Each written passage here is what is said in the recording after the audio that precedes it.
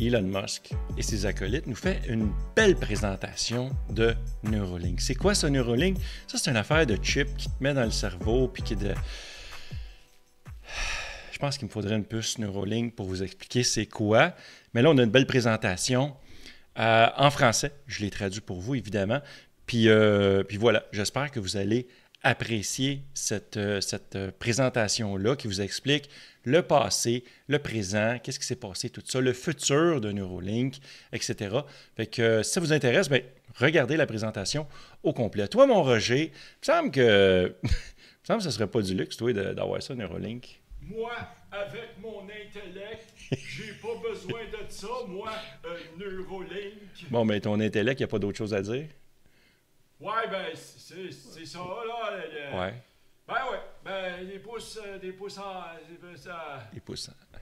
Ouais, finalement, je vais le prendre, Neuralink. Sur ce, bonne écoute. Le singe commande le service d'étage. Oui, je ne plaisante même pas.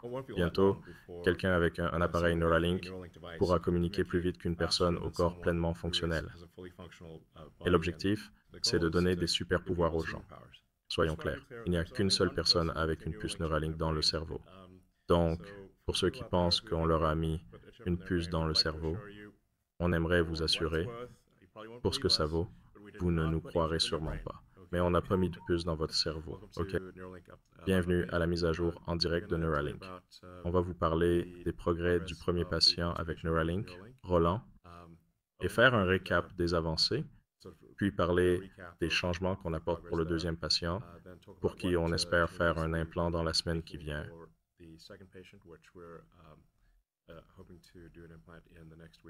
C'est pour notre premier produit appelé télépathie, qui permet de contrôler un ordinateur ou un téléphone juste par la pensée. Alors, en fait, commençons par quelques présentations. DJ, tu veux commencer? Bonjour à tous, je m'appelle DJ Seol, je suis ingénieur électricien et concepteur de puces de formation. J'ai dirigé la conception des premières générations de l'implant Neuralink. J'ai fait partie de l'équipe fondatrice et je suis actuellement président. Je suis Matthew McDougall, je suis neurochirurgien praticien et chef du service de neurochirurgie chez Neuralink.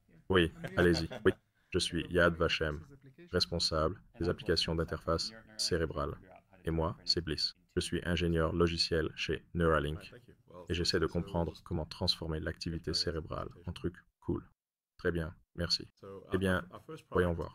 Nous allons donc passer à la présentation. Notre premier produit s'appelle la télépathie, qui permet à une personne avec un implant Neuralink de contrôler son téléphone ou son ordinateur simplement par la pensée. Et une fois que vous pouvez contrôler votre téléphone ou votre ordinateur, vous pouvez essentiellement contrôler presque n'importe quoi, littéralement juste en y pensant. Il n'y a donc pas de suivi oculaire ou quoi que ce soit. C'est purement vos pensées. Il s'agit donc d'un appareil vraiment révolutionnaire qui peut aider de nombreuses personnes ayant perdu la connexion entre leur cerveau et leur corps. Imaginez des gens comme Stephen Hawking qui, vous savez, pourrait communiquer à la même vitesse que quelqu'un ayant encore une connexion intacte entre son cerveau et son corps.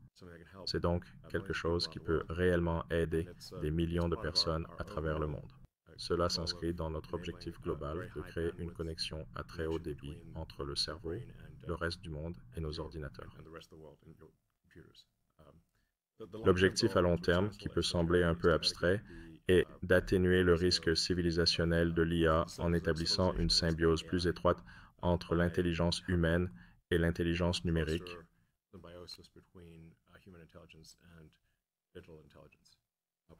Mais cela prendra de nombreuses années. En chemin, nous allons contribuer à résoudre de nombreux problèmes liés aux lésions cérébrales ou médulaires.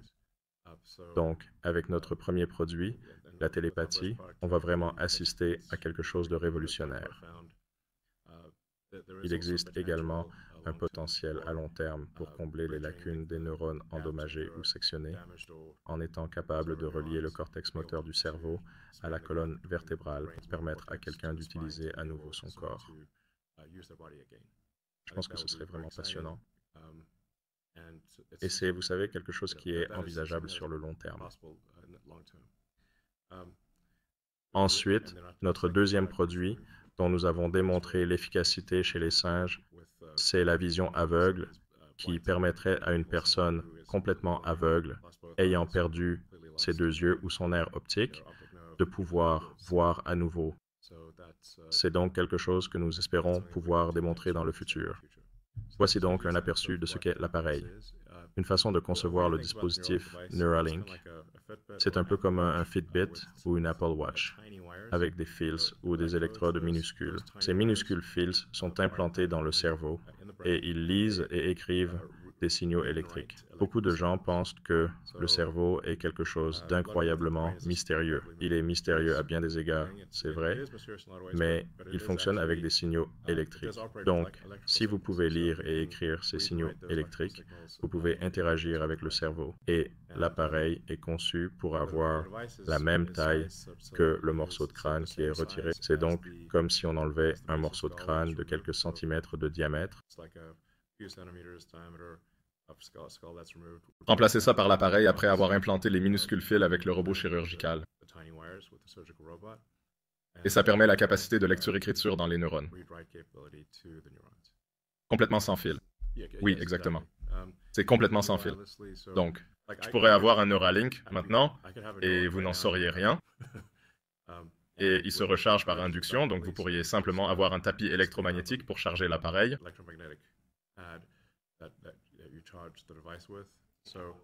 Ouais, c'est comme une Apple Watch, exactement.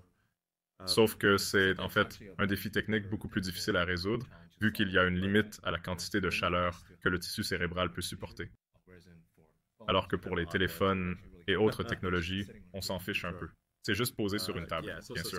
Ouais, donc dans notre cas, ça doit aussi passer à travers la peau et tout ça. Donc c'est un défi plus complexe pour la recharge et la communication sans fil, vu que ça doit traverser la peau et les cheveux. Mais on a résolu le problème. Ouais. Donc, notre première étape avec la télépathie, c'est essentiellement de libérer l'indépendance numérique pour les personnes paralysées et de leur permettre de contrôler l'ordinateur juste par la pensée, sans bouger leur corps. Et notre objectif, c'est de leur offrir le même niveau de contrôle, de fonctionnalité et de fiabilité que j'ai quand j'utilise un ordinateur. Même mieux que le niveau de contrôle que j'ai. C'est pas un objectif très ambitieux pour vous. En fait, juste pour être clair, ce gars-là, il contrôle ça avec son cerveau. Donc, on ne voit pas ses mains dans cette vidéo, mais il n'utilise ni souris ni clavier. Il pense simplement à comment déplacer le curseur et il joue à Civilization 6. Pas de suivi oculaire. C'est ça, il n'y a pas de suivi oculaire. Complètement par la pensée, il fait du streaming en direct. C'est juste de la pensée, c'est tout. Juste par la pensée, juste en quelques jours. Le curseur bouge ici. Ouais, c'était genre hier soir ou avant-hier soir. Oui. Je crois qu'il a aussi expliqué qu'il utilise Il a plein d'autres vidéos sur sa plateforme. Allez vraiment jeter un coup d'œil. Oui, donc il diffuse ça en direct et peut aussi parler et, vous savez, bouger la tête sans... Oui, si vous rejoignez son live, vous pouvez lui poser des questions. Il vous expliquera tout sur ce que c'est que de... Exactement. Aussi, je n'ai pas joué à Civilization moi-même, mais je crois que ce n'est pas du tout le mode facile. C'est le mode expert. C'est le mode empereur. Mode empereur. Si vous avez joué à Civ, le mode empereur est, genre, le niveau de difficulté le plus élevé. Le truc, c'est que c'est une tâche très exigeante cognitivement tout en faisant un live, en jouant au niveau le plus difficile du jeu. Et il arrive à faire ça tout en déplaçant le curseur, parler, interagir avec le public. Un des autres jeux auxquels il aime beaucoup jouer, c'est les échecs. Je pense qu'on oublie parfois qu'il joue en fait aux échecs rapides. Contre moi, ouais. Ce qui demande un degré de contrôle incroyablement précis et rapide pour pouvoir gagner. De plus, un autre aspect génial de notre appareil est que vous pouvez l'utiliser n'importe où, n'importe quand. Même dans un avion, pendant un vol, tout en créant des mèmes d'échecs vraiment cool. Notre appareil permet également des choses qui étaient auparavant impossibles pour nos participants. Par exemple, nous pouvons le connecter à ses consoles de jeux pour qu'il puisse jouer à Mario Kart avec ses amis et sa famille. C'était touchant de les voir jouer ensemble après des années d'impossibilité suite à sa blessure. Imaginez, vous êtes assis dans l'avion, vous regardez à côté, et il est en train de créer un mème de chat, sans les mains, sans mouvement. Ouais. Vivant dans le monde réel. Oui, on vit une époque bizarre. Oui, et il adore utiliser l'appareil de façon autonome tous les jours pour regarder des vidéos, lire, jouer à des jeux, naviguer sur Internet.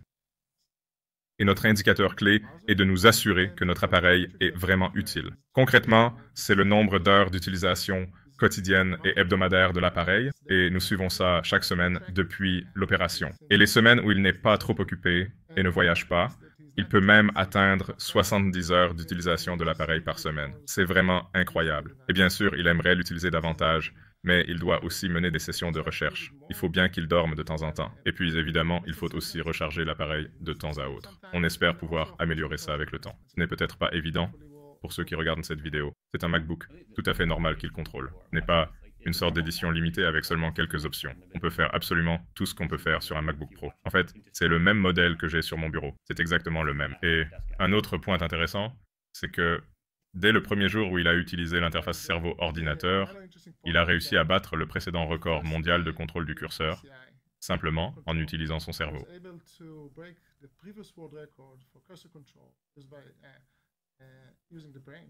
Et récemment, il a même doublé sa performance, surpassant environ 10% de nos ingénieurs chez Neuralink.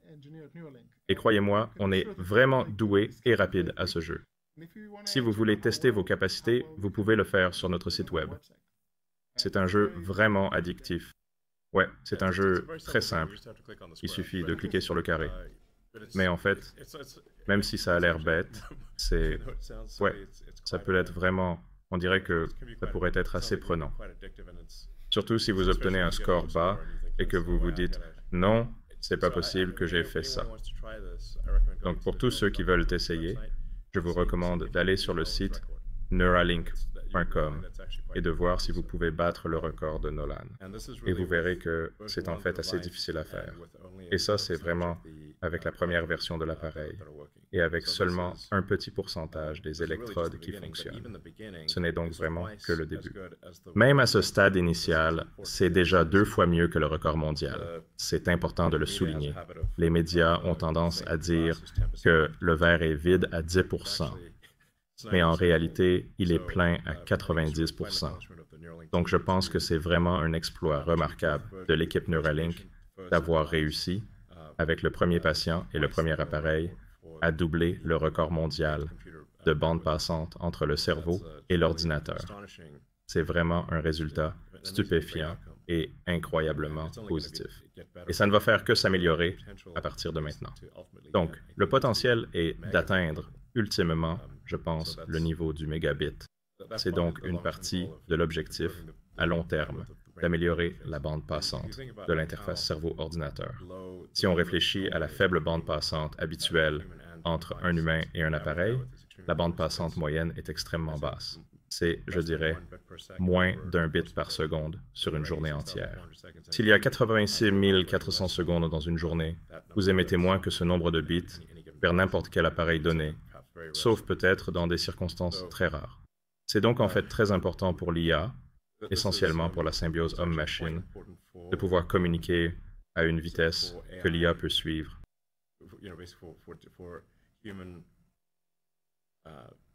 AI symbiosis is just being able to communicate at a speed the AI can follow.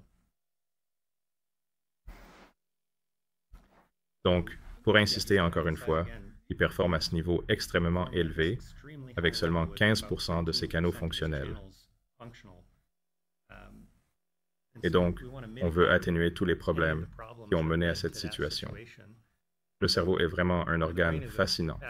Je vais vous révéler quelques secrets sur le cerveau.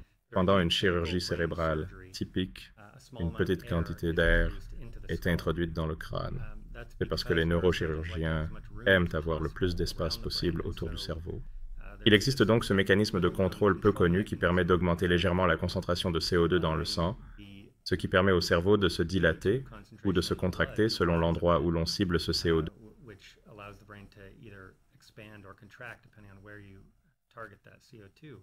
Mais généralement, les neurochirurgiens font rétrécir le cerveau en diminuant le CO2. Ce que nous allons faire dans nos futures opérations, c'est maintenir la concentration de CO2 tout à fait normale, voire légèrement élevée. Cela permettra au cerveau de conserver sa taille et sa forme normale pendant l'intervention. Cela devrait éliminer cette poche d'air que nous avons observé chez le premier participant. Cette poche d'air, nous pensons, a peut-être consommé une partie du jeu du fil lorsqu'elle a migré sous l'implant, repoussant le cerveau loin de celui-ci. Et c'est donc assez simple à corriger. Une autre considération sur laquelle nous voulons nous concentrer pour nos prochains participants est que le cerveau, imaginez-le comme un oignon très complexe et plissé.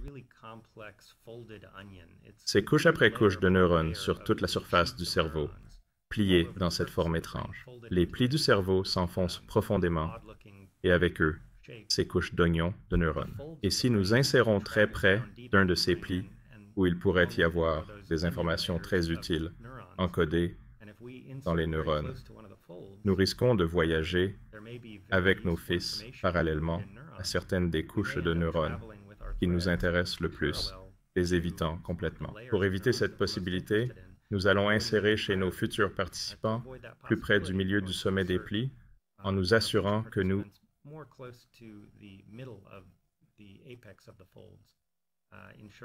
traversant les couches d'intérêt, la 5e couche du cortex. Je pense aussi qu'il est important de souligner ici ces minuscules fils dont Elon a parlé. Ils sont plus fins qu'un cheveu humain, très flexibles, et ce n'est pas par hasard. Vous savez, le cerveau bouge constamment, donc on veut que les électrodes suivent ces mouvements, ce qui réduit la formation de cicatrices. Et en fait, c'est impossible pour un neurochirurgien humain, même aussi talentueux que Matthew, de les manipuler avec précision. C'est pourquoi nous avons développé un robot chirurgical qui peut les cibler avec précision dans n'importe quel espace tridimensionnel, en X, Y et Z, avec une précision micrométrique, tout en évitant les vaisseaux sanguins pour ne pas provoquer de réaction immunitaire. On a vraiment la technologie pour les placer exactement où on le souhaite. Oui, c'était vraiment impressionnant de voir la surface du cerveau après que le robot ait inséré toutes les électrodes chez le premier participant, sans la moindre goutte de sang visible. C'est vraiment une sacrée prouesse. Oui, alors voilà quelque chose que la plupart des gens ignorent probablement. Le cerveau semble être, en quelque sorte, peu différencié. Si on regarde le cortex, on dirait juste un ensemble de plis. Vous voyez, comme si ce n'est pas évident en regardant, disons, une image du cerveau, que celui-ci est en réalité très différencié. On sait assez précisément où se trouvent les parties du cerveau qui contrôlent votre main droite, votre main gauche, votre jambe, et ce genre de choses, ou la vision. C'est en fait localisé de manière très précise. Certains pourraient penser, en regardant le cerveau, oh, ça pourrait être n'importe où. Mais en réalité, votre cerveau est très différencié, même si ça ne se voit pas. C'est impressionnant. Voulez-vous que je vous explique comment on identifie l'endroit où implanter le Kenya? On peut placer un patient qui envisage cet implant dans une IRM fonctionnelle, donc une machine d'imagerie par résonance magnétique fonctionnelle, et lui demander d'imaginer des mouvements de la main qui, vous savez, à cause de la lésion de la moelle épinière, ne se produisent pas. Mais le simple fait d'imaginer ces mouvements de la main fait s'illuminer ces zones du cerveau dans le scanner IRMF. Donc on a une assez bonne idée, basée sur des faits, pour chaque participant, de quelle partie de leur cerveau va, vous savez, réagir aux mouvements imaginaires de la main. Et c'est comme ça qu'on peut mapper ces mouvements imaginaires, un peu comme on le fait tous en bougeant une souris pour contrôler un curseur à l'écran, même sans utiliser de souris. Ouais, mais bon, je pense que c'est un point important à souligner que, genre, ce n'est pas comme si votre cerveau qui contrôle votre main pouvait être n'importe où dans le cortex. Ce n'est pas le cas, ça va être dans une région très spécifique.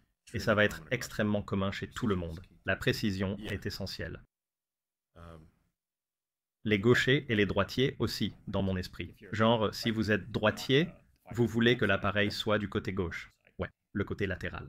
Ouais, le côté gauche de votre cerveau contrôle le côté droit de votre corps. Une autre mesure d'atténuation des risques que nous envisageons pour l'avenir concerne la taille de l'implant. En fait, la partie inférieure de l'implant est plus fine que l'épaisseur moyenne du crâne humain. Ce que nous voulons faire, c'est contrôler l'espace sous l'implant afin de donner le plus de jeu possible aux fils qui vont de l'implant au cerveau.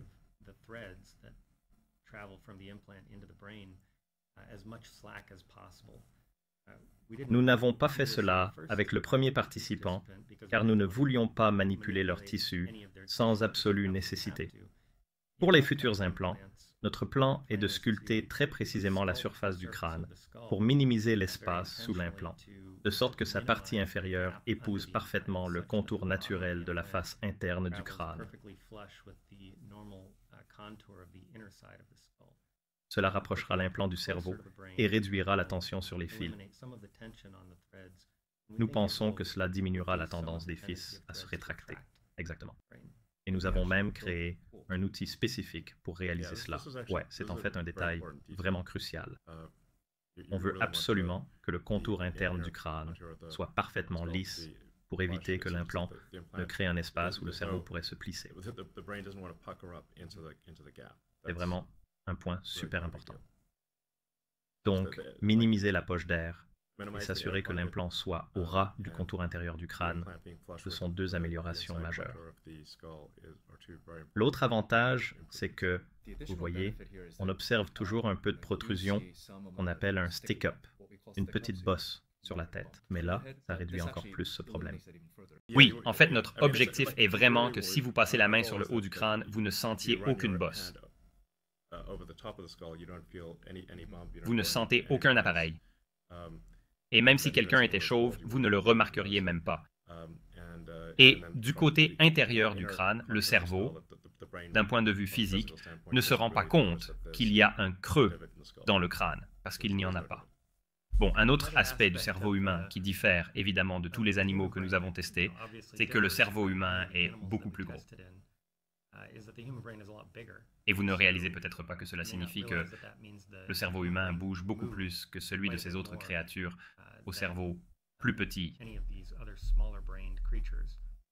Donc, quand on ouvre le crâne, on voit le cerveau se déplacer d'environ 3 mm au total vers le robot et s'en éloigner au rythme des battements du cœur et de la respiration.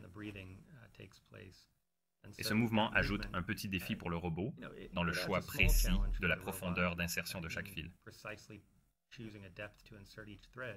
Ce n'est pas un énorme défi.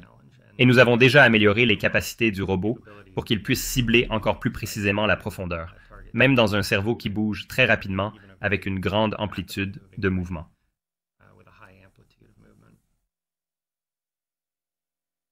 Vous pensez peut-être que la solution la plus évidente pour les fils qui sortent du cerveau serait de les insérer plus profondément. C'est ce que nous pensons aussi. Donc, nous allons élargir la gamme de profondeur auquel nous insérons les fils. Vous savez, pour le tout premier participant, nous avions une énorme quantité de données issues de nos expériences qu'il y en a sur les animaux, et nous avions optimisé au maximum notre profondeur d'insertion pour maximiser le croisement des couches d'intérêt dans le cortex avec les électrodes à partir desquelles nous enregistrons. Maintenant que nous savons que la rétraction est possible, nous allons insérer à différentes profondeurs. Ainsi, même dans plusieurs cas où les fils se rétractent de manière différente, nous aurons des électrodes à la bonne profondeur. Et, avec les fils les plus profonds, nous pourrons suivre l'ampleur de la rétraction qui s'est produite à la surface du cerveau pour chaque fil. Donc, on va avoir plus de fils dans la bonne couche et de meilleures données sur la rétraction qui s'est produite. Si vous êtes un passionné d'interface cerveau-ordinateur, vous savez peut-être que le contrôle individuel de la profondeur Z par fil n'est pas une fonctionnalité courante dans la plupart des dispositifs d'interface neuronale. La plupart des dispositifs d'interface neuronale sont des réseaux statiques, fixes et rigides qu'on enfonce et qu'on surveille à une seule profondeur. Pouvoir faire ça est en fait une caractéristique assez innovante du robot. Ouais, l'approche historique consiste à enfoncer une sorte de planche à clous dans le cerveau avec un marteau pneumatique. Ça a l'air dingue. C'est ça, oui, juste avec un marteau pneumatique. Ça semble un peu barbare. Ce n'est pas ce qu'on fait, mais c'est ce qui a été fait avant. Il s'agit littéralement d'enfoncer ce qui ressemble à une planche à clous dans le cerveau. Et ça marche, en fait. C'est étonnant que ça fonctionne vraiment. Certains utilisent des sondes manuelles, comme les sondes DBS qu'on insère simplement à la main. C'est plusieurs ordres de grandeur de volume de tissu cérébral en plus que vous détruisez par rapport à ce que nous faisons. Mais cette stimulation cérébrale profonde fonctionne vraiment et aide beaucoup les gens. Ouais, ça se chiffre en milliers. Ouais. C'est un super produit. Ouais, je pense qu'on pourra faire une version beaucoup plus raffinée de ça à l'avenir. Donc, Je veux dire, c'est vraiment compliqué. Par exemple, le dispositif Neuralink minimise vraiment les dommages au cerveau et réduit au maximum la charge pour le patient. Et le but aussi, c'est de permettre à quelqu'un de vivre une vie complètement normale. Et vous ne remarquerez même pas que quelqu'un a l'appareil. Donc, comme je l'ai dit, restaurer la capacité de contrôler son ordinateur et son téléphone, c'est de la télépathie. Et puis le prochain appareil permettra aux gens de voir alors qu'ils ne le pouvaient pas avant. En fait, on pourrait permettre aux gens de voir un peu comme Geordi Laforge dans Star Trek, avec n'importe quoi. Infrarouge, infrarouge, ultraviolet, radar. Donc, une autre façon de l'exprimer serait de dire que on cherche à donner des super-pouvoirs aux gens. Ce n'est pas simplement qu'on restaure les fonctions cérébrales d'avant, mais qu'on offre en fait des capacités bien supérieures à celles d'un humain normal. C'est vraiment quelque chose d'énorme. Et puis, vous savez, on nous pose souvent cette question. Pourquoi faut-il vraiment intervenir dans le cerveau? Pourquoi ne pas le placer à la surface ou à l'extérieur du crâne? En gros, pour faire simple, la physique derrière tout ça exige qu'on place les capteurs, ces fameux capteurs, face au cerveau, juste à côté de la source, qui est le neurone.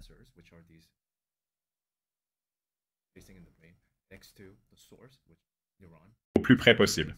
Sinon, ce qu'on obtient, c'est une réponse de la population sans pouvoir effectuer le niveau de contrôle que nous estimons nécessaire.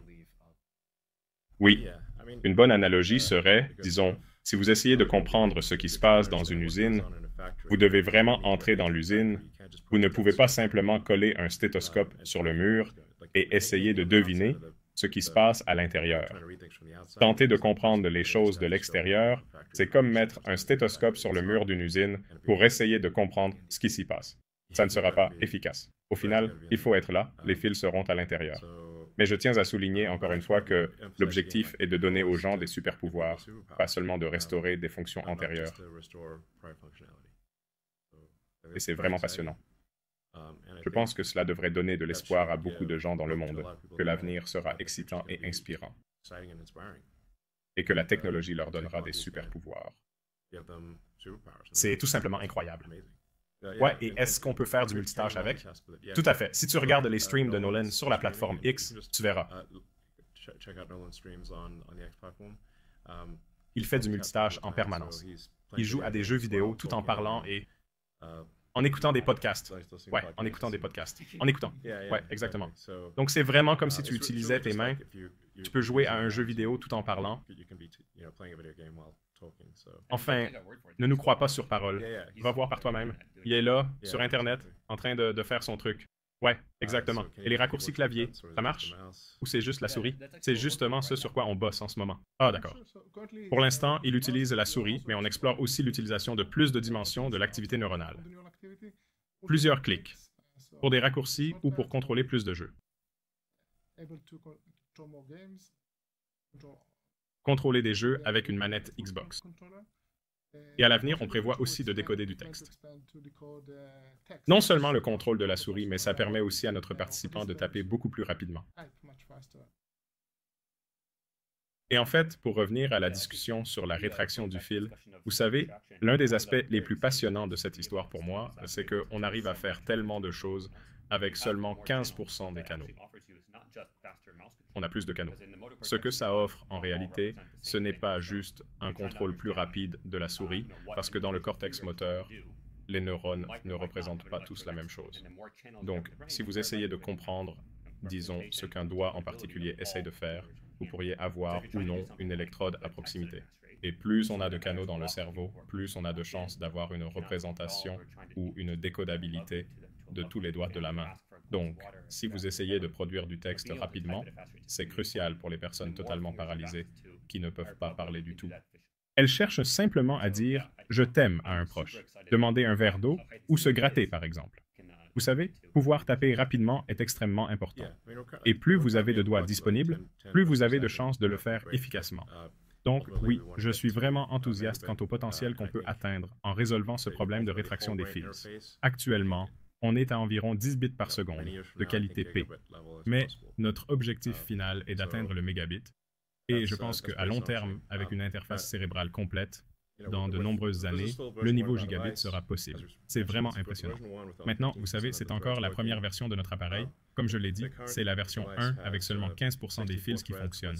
L'appareil actuel possède 64 fils avec 16 électrodes sur chaque fil. Notre prochain appareil aura 128 fils avec 8 électrodes par fil. Car plus nous sommes sûrs de l'endroit exact où placer l'électrode et le fil, moins nous avons besoin d'électrodes par fil. Donc, sans changement majeur, on pourrait potentiellement doubler la bande passante si on est précis dans le placement des fils.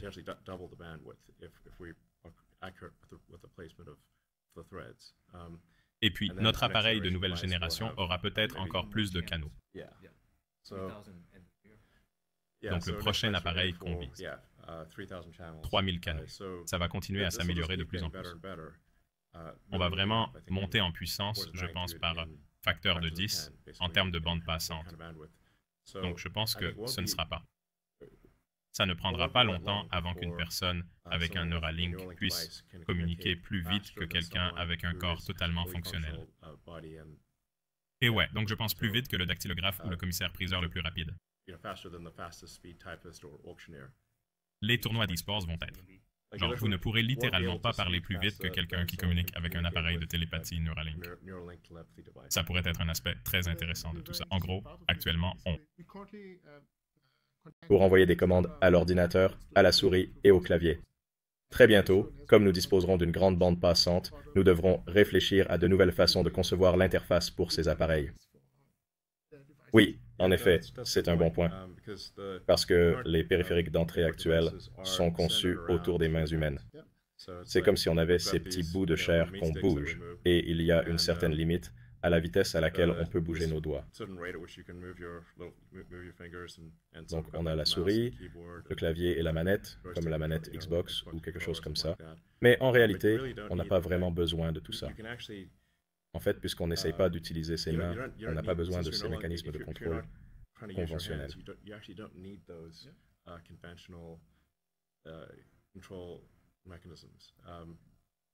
Et donc, à terme, je pense qu'on pourra faire de la télépathie conceptuelle, où l'on pourra communiquer des concepts entiers, sans compression, à quelqu'un d'autre ou à un ordinateur via un lien neuronal.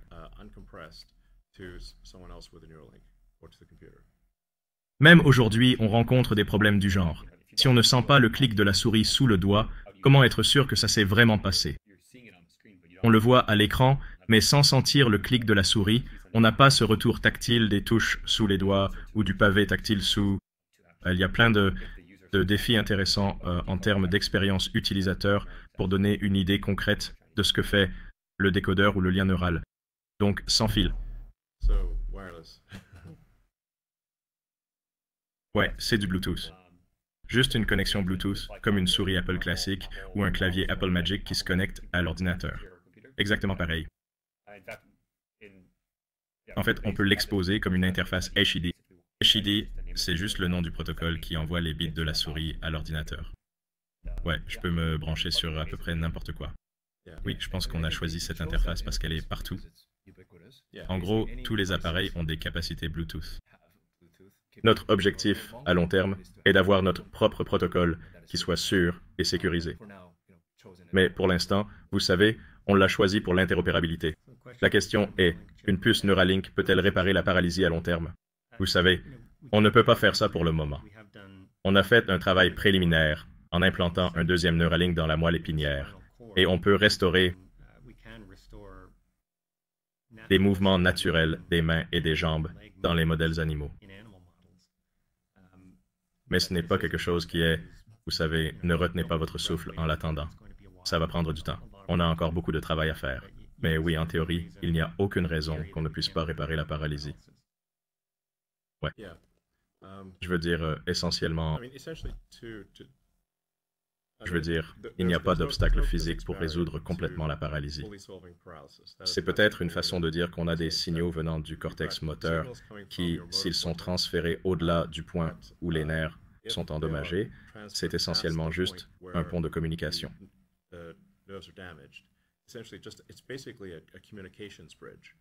Donc, on établit un pont pour les communications du cortex moteur au-delà du point dans le cou, où la colonne vertébrale, où les nerfs sont endommagés.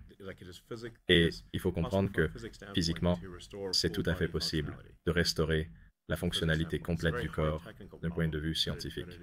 Du point de vue de la physique, c'est un défi technique très complexe, mais rien ne l'empêche fondamentalement. Alors, pour la prochaine phase de déploiement, on veut vraiment s'assurer de faire le maximum de progrès possible entre chaque patient Neuralink. Là, on vient juste de passer à notre deuxième patient Neuralink, mais on espère, si tout se passe bien, atteindre un chiffre élevé cette année. Je ne sais pas, ça dépend en partie de l'approbation réglementaire et des progrès techniques qu'on réalisera. Mais d'ici quelques années, on espère en avoir des milliers. Et je pense qu'il est important de souligner un point. Vous savez, ce n'est pas comme si on avait fabriqué qu'un seul appareil et développé qu'une seule procédure chirurgicale. On a réalisé des centaines d'opérations.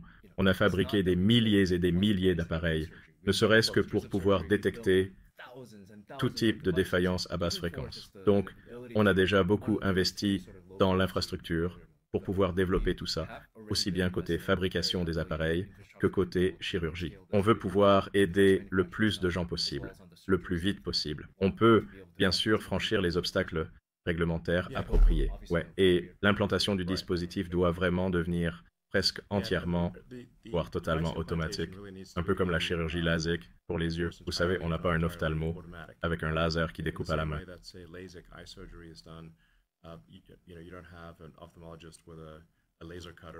Et ça, ce serait complètement dingue.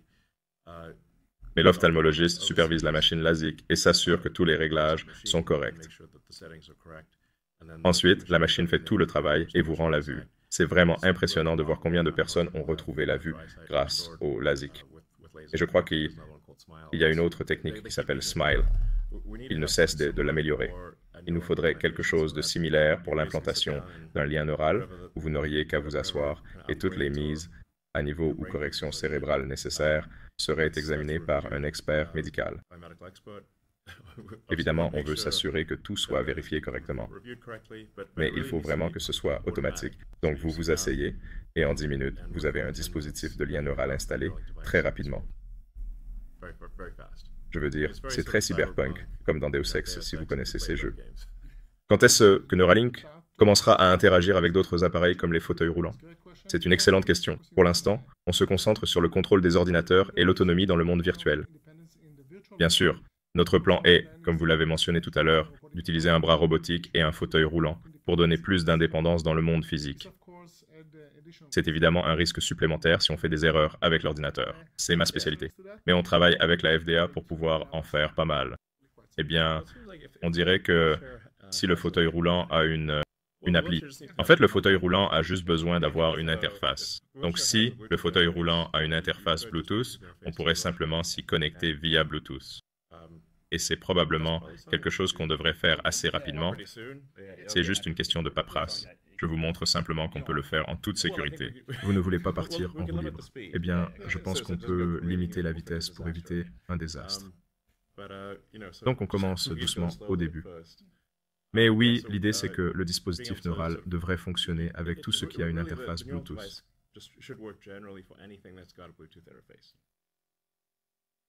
Y compris potentiellement un Optimus. Oui. Ouais, exactement. On pourrait communiquer avec Optimus. Tout à fait, absolument. Avec Optimus, on pourra aussi communiquer directement avec lui. Mais genre, juste lui transmettre l'information. Ouais, au lieu de parler, on pourrait simplement lui envoyer l'info directement. Même si quelqu'un a perdu l'usage de la parole, il pourra toujours communiquer avec Optimus. Ils pourront communiquer par télépathie avec Optimus via Bluetooth. Donc, même si quelqu'un ne peut plus du tout parler, il pourra quand même contrôler Optimus, son ordi ou son téléphone. En fait, si vous avez un Optimus et une interface neuronale, vous pouvez directement contrôler le bras du robot. Et ça, c'est vraiment important. Par exemple, pour les personnes avec une lésion de la moelle épinière, l'une des choses qu'ils demandent le plus, c'est de pouvoir se gratter. C'est vraiment embêtant, en fait. Si vous avez une démangeaison sur le visage, impossible de s'endormir tant qu'on ne sait pas gratter.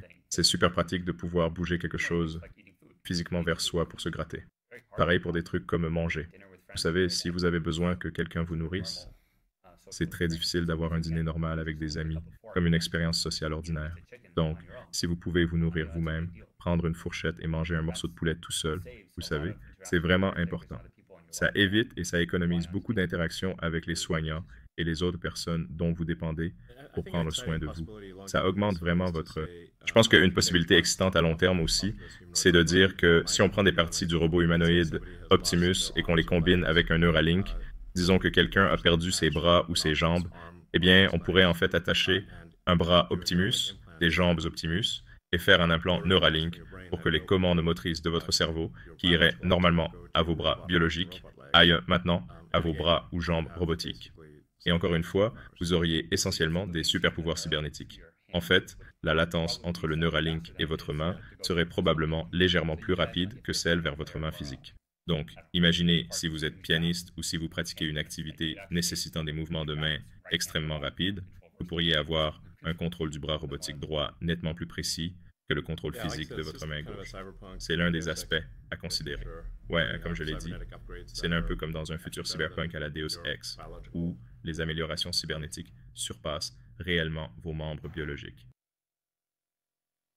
Et certainement, au fur et à mesure que nous étendrons Neuralink à un grand nombre de clients ou de patients, notre compréhension du cerveau s'améliorera considérablement.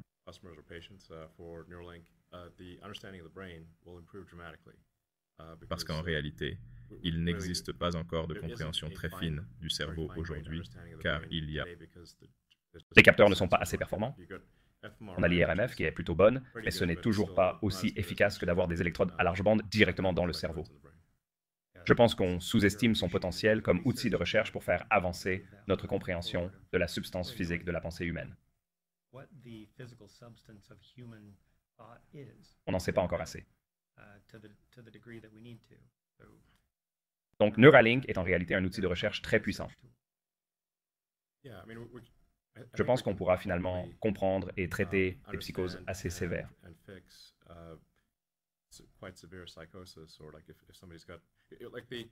Ou si quelqu'un a l'illusion d'avoir une puce dans le cerveau.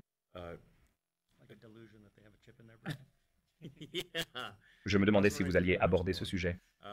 On veut juste être clair. Il n'y a qu'une seule personne avec une puce Neuralink dans le cerveau.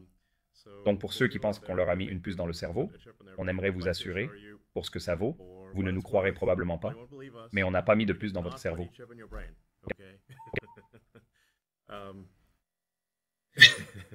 Il y a en fait un nombre étonnant de gens qui pensent qu'on leur a mis une puce dans le cerveau, mais ce n'est pas le cas. Mais à l'avenir, si vous souhaitez qu'on vous implante une puce dans le cerveau, qui pourrait peut-être aider à résoudre le problème de croire que vous avez une puce dans le cerveau, alors nous serons en mesure de le faire. Il y a des personnes qui souffrent de schizophrénie sévère. Leur cerveau fonctionne mal d'une certaine manière. Et cela est en fait dû à de véritables problèmes de circuits physiques. On peut considérer le cerveau comme un véritable ordinateur biologique. Et si certains circuits sont croisés, il va planter ou avoir des problèmes qui l'empêcheront de fonctionner correctement. Mais avec un appareil Neuralink, nous pouvons résoudre ces problèmes et permettre à quelqu'un qui souffre, disons, de schizophrénie sévère ou d'une forme de psychose, de vivre une vie normale. Je pense que c'est l'une des choses probables dans le futur.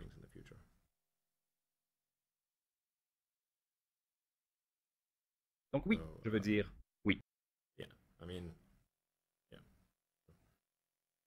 Vous pouvez certainement imaginer, je suis sûr que certains d'entre vous ont des parents ou des grands-parents dont la mémoire ne fonctionne plus aussi bien qu'avant.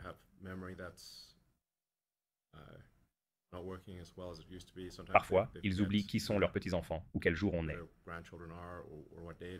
Et c'est quelque chose qu'un appareil Neuralink pourrait aider à résoudre. C'est en fait l'une des raisons personnelles.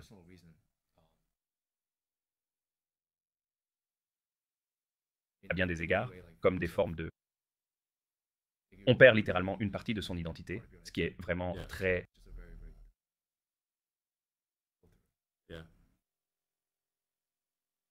C'est un bug dans l'ordinateur biologique, mais un bug qu'on peut corriger. C'est essentiellement un court-circuit. Comment l'appareil se recharge-t-il et combien de temps dure la charge? Alors, la version actuelle que Nolan a dure entre 4 et 5 heures sur une seule charge et il faut environ 45 minutes pour la recharger. Une chose qu'on a apprise de Nolan, c'est que c'est en fait l'un des principaux facteurs limitants pour qu'il l'utilise davantage. C'est en fait assez difficile d'utiliser un produit plus de 70 heures par semaine. Mais c'est à peu près ce qu'il a fait certaines semaines. Oui, 70 heures par semaine. Ouais, je veux dire, pour mettre ça en contexte, on dort environ 8 heures par nuit. Donc vous savez, on fait mieux que le lit. Le lit est utilisé environ 56 heures par semaine. Donc, ça fait 70 heures d'utilisation par semaine. Je vous mets au défi de penser à des produits que vous avez réellement utilisés pendant une telle durée. Mais c'est, encore une fois, certains de ces points méritent d'être soulignés. Le fait que Nolan, notre premier bénéficiaire de Neuralink, ait utilisé l'appareil Neuralink pendant 70 heures en une semaine. C'est incroyable. Il n'appréciera probablement pas que je partage publiquement son utilisation de l'ordinateur. Eh bien, je vous assure que c'est uniquement pour des choses productives. Mais en fait, l'une des choses que nous avons apprises, c'est que pour la prochaine version de l'appareil, nous devons vraiment doubler ou augmenter l'autonomie de la batterie. Et donc, je pense que DJ, la prochaine version, va avoir une autonomie doublée, en fait, vraiment doublée, sans augmenter la charge. C'est ça. Même temps de charge, autonomie de la batterie doublée. Ce qui signifie que vous devriez obtenir environ 8 heures d'utilisation. Et l'objectif est d'arriver à une utilisation sur toute la journée. Vous pourriez donc simplement le charger, vous savez, peut-être pendant votre sommeil ou sur votre oreiller. Exactement. Dès que vous atteignez environ 16 heures d'utilisation, vous avez en fait 24 heures d'autonomie, car l'appareil peut se recharger pendant votre sommeil. Un point important à souligner ici, je pense, c'est que si vous êtes paralysé, vous ne pouvez pas placer le chargeur sur votre tête tout seul. Donc, il est crucial de considérer non seulement la durée d'utilisation de la batterie, mais aussi si vous pouvez la recharger vous-même de manière autonome. Nous consacrons beaucoup de temps à réfléchir à comment rendre cela possible, car cela signifie que vous pouvez, et c'est ce que fait Nolan, utiliser l'appareil, le charger, l'utiliser à nouveau, le recharger, l'utiliser encore, sans avoir besoin que quelqu'un vienne vous aider avec ça, ce qui est vraiment important. Donc si vous essayez de jouer à Civ jusqu'à 5 heures du matin, pendant que votre famille dort. Et la façon dont il fait ça, c'est qu'il y a une bobine de chargeur qui est plus grande, vous savez, à peu près de cette taille. Et on l'a en fait mise dans la doublure d'un chapeau. Un petit bonnet, par-dessus un bonnet, et puis il le porte et dit, avec la commande vocale, « Charge ». Chargeur activé, c'est celui qu'il aime porter.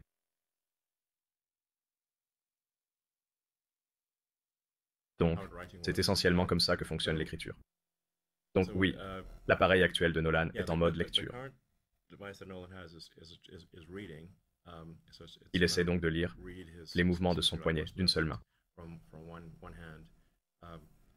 C'est aussi, vous savez, important de souligner que, dans le futur, ce serait plutôt cool de donner à Nolan un deuxième implant qui permettrait d'utiliser l'autre main et aussi d'avoir un nombre d'électrodes actives plus élevé, évidemment.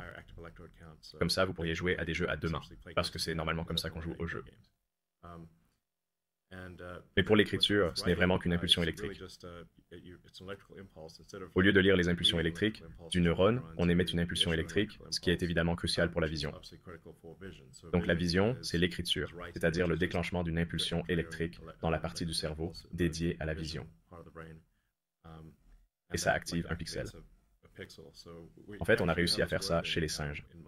Ça marche avec les singes depuis un moment maintenant, où on peut faire clignoter un pixel et observer la réaction du singe. Évidemment, le singe est genre, c'est quoi ce truc?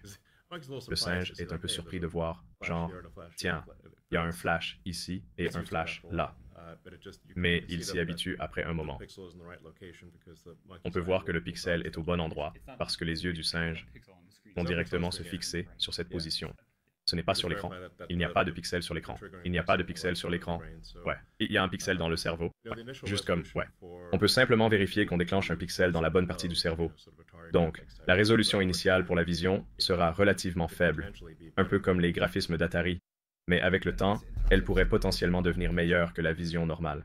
Et puis, en termes d'applications supplémentaires où l'écriture dans le cerveau pourrait être utile, quelles sont ces applications? Comme Bliss l'a mentionné, il y a le feedback. Il y a le feedback proprioceptif. Il y a le feedback tactile, surtout avec un bras robotique. Si vous essayez de saisir une tasse, vous devez savoir que vous l'avez bien attrapée. Un œuf, c'est un œuf.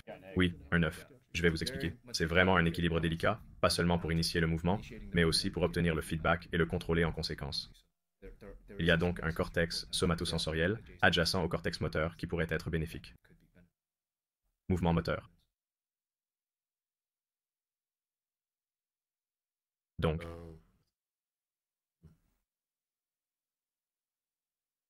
y a-t-il des changements dans la croissance neuronale après l'insertion de l'appareil? Nous ne voyons aucun signe de lésion neuronale. Mais je crois qu'on a observé un certain rebond sur certaines électrodes, non?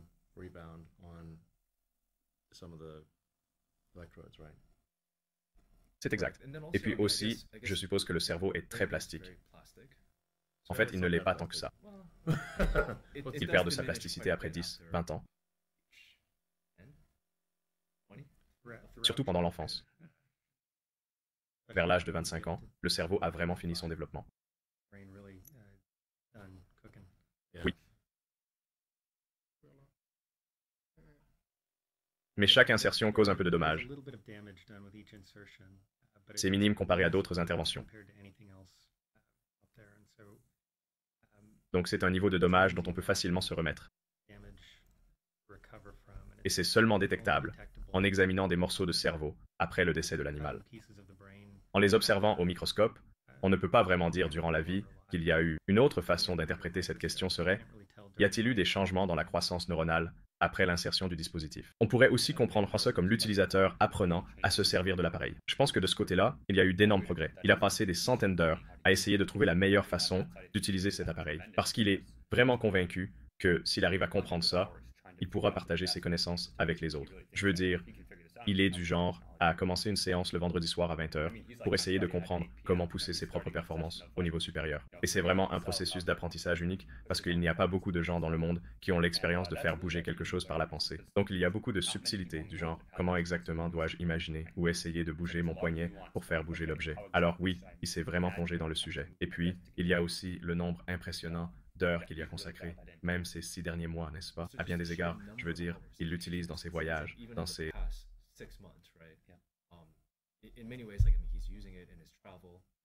En effet, l'interface cerveau-ordinateur a quitté le laboratoire. Oui, oui. Une des questions est à quel point sommes-nous proches de convertir les pensées en texte? Actuellement, il s'agit plutôt de déplacer un curseur sur un clavier virtuel à l'écran, mais à long terme, on devrait pouvoir estimer des mots entiers plus rapidement que n'importe qui pourrait taper. Je peux déjà taper Hello World directement depuis le navigateur, mais nous n'en sommes qu'au début pour en faire une expérience vraiment fluide. L'autre aspect que nous examinons, c'est le silence. Au final, il s'agit de transformer un mouvement de la main en mots. C'est ça. Oui, c'est vrai. C'est comme si le cerveau essayait naturellement d'expulser les fils. C'est une caractéristique universelle de tout implant dans le corps. Le corps essaie de le rejeter. Et l'objectif des chirurgiens et de l'équipe technique est de lutter contre ça. Avec les hanches artificielles et les implants vertébraux, nous avons réussi à trouver des matériaux et des techniques biocompatibles pour fixer ces implants dans le corps. Je veux dire, passé un certain âge, il devient difficile de trouver quelqu'un sans une sorte d'implant, vous savez, à la hanche ou des vis dans la colonne vertébrale. Donc, on peut dire qu'on a plutôt bien résolu ce problème. Pour répondre à votre question, oui, le corps essaie de se débarrasser de tout implant, mais nous pouvons faire en sorte que ce soit pratiquement impossible. Il est également important de souligner que les fils n'ont pas vraiment bougé. Ces 5 derniers mois, il y a eu quelques mouvements mineurs, peut-être un peu enfoncés ou un peu ressortis, mais c'est plus ou moins très stable et ça le reste. La raison est que, vous savez, après une chirurgie cérébrale, il faut du temps pour que les tissus se reforment et qu'une nouvelle membrane se crée pour ancrer les fils en place. Et une fois que cela s'est produit, ça reste stable et on ne voit plus beaucoup de mouvements. C'est là que les performances records commencent à entrer en jeu. Oui, c'était il y a quelques semaines. Oui, les fils, c'est important qu'ils soient extrêmement fins. S'ils sont extrêmement fins, alors le cerveau ne... Plus ils sont petits, moins le cerveau est susceptible de réagir à leur présence. C'est pourquoi je veux que les fils soient extrêmement fins et aussi pour minimiser les dommages aux neurones. À ce sujet, nous prévoyons de partager en détail certaines des réponses tissulaires dans nos prochaines mises à jour. Oui. C'est un véritable défi à plusieurs niveaux de faire quelque chose comme ça, car on essaye de lire et d'écrire des signaux électriques. Mais il faut que les fils eux-mêmes soient isolés électriquement et ne soient pas sujets à la corrosion dans le corps. Donc, vous savez, le métal seul est quelque peu sujet à la corrosion ou aux attaques. Donc, en termes de différents revêtements et autres choses pour faire fonctionner cette électrode sans dégrader ses performances au fil du temps, c'est très difficile. Le corps humain est un environnement extrêmement hostile, un environnement vraiment très rude. C'est comme un sac d'eau salée avec des capteurs défectueux, à température élevée mais bien régulée. Je suis sûr que beaucoup ont déjà fait tomber leurs appareils électroniques dans l'eau de mer et ont vu le résultat instantané. Ouais, on va bientôt conclure cette discussion. Il reste encore quelques dernières questions. Je suppose que c'est une bonne question.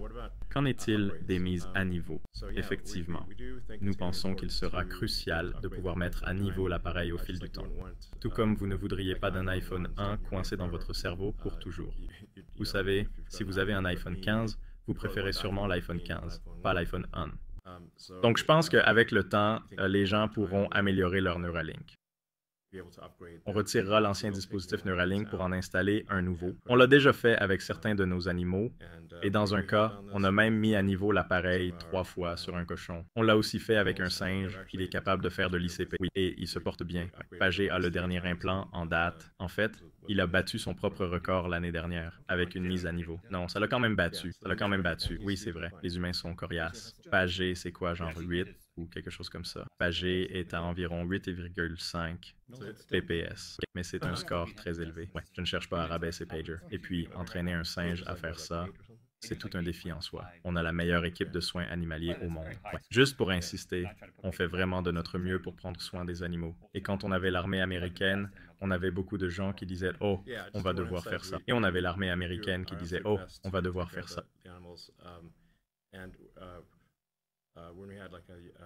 L'inspectrice est passée et elle a dit que c'était la plus belle installation pour animaux qu'elle ait jamais vue de toute sa vie. Je veux dire, il commande même le petit déjeuner via une application. Le singe peut commander le service d'étage. Ouais, on a un service d'étage pour singes, ce qui est plutôt rare. On est les seuls à proposer un service d'étage pour singes. Donc, on fait vraiment tout notre possible pour maximiser le bien-être des animaux. Bon, sur ce, merci à tous d'avoir suivi. Vous l'avez écouté au complet.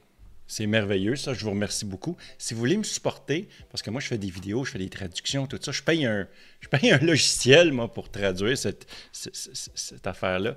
C'est pas parfait, mais ça fait un job. Hey, si vous voulez me supporter, les noms que je cite, là, des Patreons, des membres YouTube, 2 piastres par mois. Vous me supportez, puis en plus, je vous donne des vidéos supplémentaires, des affaires que je mets pas sur YouTube, mettons. Juste pour il me faut vraiment un Neuralink, moi. Il me faudrait ça. Il me semble que je serais plus efficace. Hey, merci beaucoup d'avoir regardé et on se voit dans une prochaine vidéo. Ciao la gang.